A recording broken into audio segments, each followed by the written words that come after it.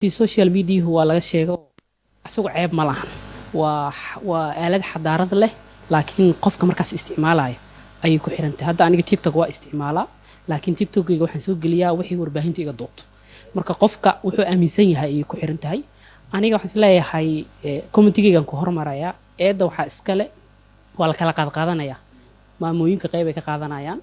culimadu qayb ay ka qaadanayaan dhallinyaraduna qayb ay ka qaadanayaan dowladuna qayb ay ka qaadanayaan waxaa maqan booskii dowladda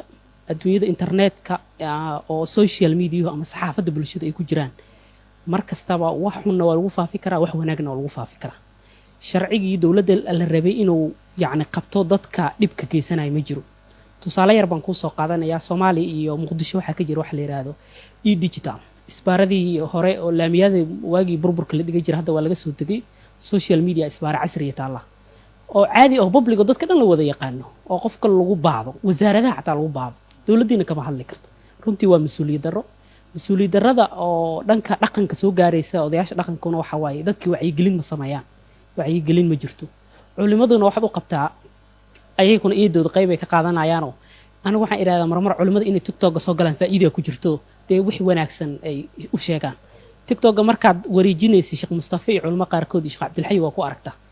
in kumanaan culimo la soo geliyo si dadka loo qaadayo inta xumaanta wada taasna waa muhiim su'aasheeda aan u gudbayaa Sheekh Cabdilxay ku socotaa markastaba social media waxaan ka aragnaa dad waxyaabihii dhaqanka ahaa oo la ilaali jiray public la keena gaar ahaan arrimaha qoyska Soomaalidu waxay dhahaan gacmo geli jir hoos loo dhaqaa wixii markay arrimo soo yani family yihiin waxa fiican inaan la wada qaawino si gooniya loo xali marka culimadu doorkoodii soo ma dayicin oo arrimihii qoyska taas waa ka gudubto hadda arrimihii qoyskii yani dad kale looga dacwoodo aan rabin hadda inaan magac dhigo marka culimadu soo wadadoodii waad maasan tahay magacaagan maxaa